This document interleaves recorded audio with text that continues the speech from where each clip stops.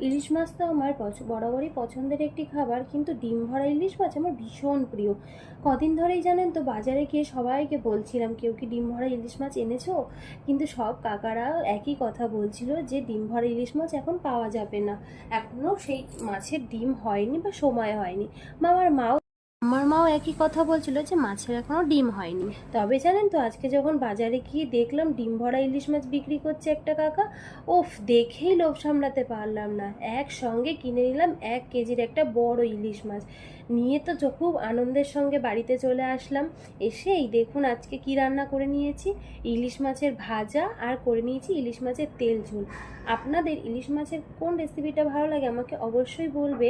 আমার তো ইলিশ মাছ গরম গরম ভাত আর এই গরম তেলে শুকনো লঙ্কা ডলে খেতে কী যে ভালো লাগে, তা বলে বোঝানোর মতন না। আর সাথে ছিল ইলিশ মাছের তেল ঝোল। ইলিশ মাছ সর্ষে বা বেগুন সব রকম দিয়েই খেয়েছি এবং ভালো লাগে। তবে এটাও আমি অনেকবার খেয়েছি এবং এটা আমার মা আর দিদার রেসিপি। এটা আমার সব থেকে বেশি পছন্দের তরকারি হচ্ছে ইলিশ মাছের তেল ঝোল।